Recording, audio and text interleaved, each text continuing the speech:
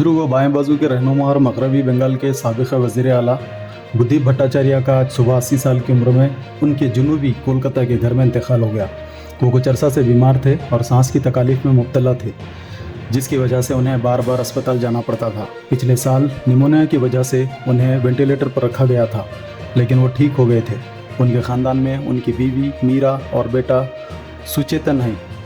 जनाब भट्टाचार्य जो CPM के पोलिट ब्यूरो के रुकन भी थे, ने ज्योति बासु के बाद 2000 ईस्वी से 2011 ईस्वी तक बंगाल के वज़ीर आला के तौर पर खिदमत अंजाम दी। उन्होंने 2011 के रियासती इंतखाबात में CPM की क़यादत की, जहां ममता बनर्जी की क़यादत में तृणमूल कांग्रेस ने तारीख़ी फ़तह हासिल की और मगरबी बंगाल में 34 साल के कम्युनिस्ट हुकूमत का ख़त्मा किया।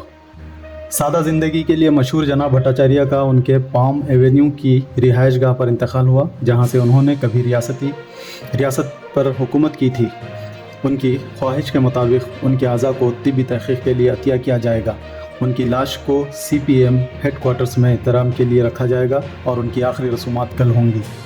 प्रेसिडेंसी कॉलेज कोलकाता के साबिक़ तालिब इल्म जनाब भट्टाचार्य मुकम्मल सियासत में आने से पहले एक स्कूल टीचर थे। एक रुकन असम्बली और रियासती वज़ीर के तौर पर खिदमत अंजाम देने के बाद उन्होंने नायब वज़ीर आला बनाया गया और 2000 ईस्वी में वज़ीर आला बने। अपनी मुद्दत के दौरान उन्होंने 2001 और 2006 में CPM को असम्बली इंतखाबात में जीत दिलाई। जनाब भट्टाचार्य की क़यादत में बाएं मुहाज़ हुकूमत ने ज्योति बासु हुकूमत के मुकाबले में ज़्यादा कारोबारी दोस्ताना पॉलिसी अपनाई। ताहम इस पॉलिसी और सनतकारी से मुताल्लिक़ ज़मीन के हुसूल ने 2011 के इंतखाबात में बाएं बाजू की शिकस्त में हिस्सा लिया।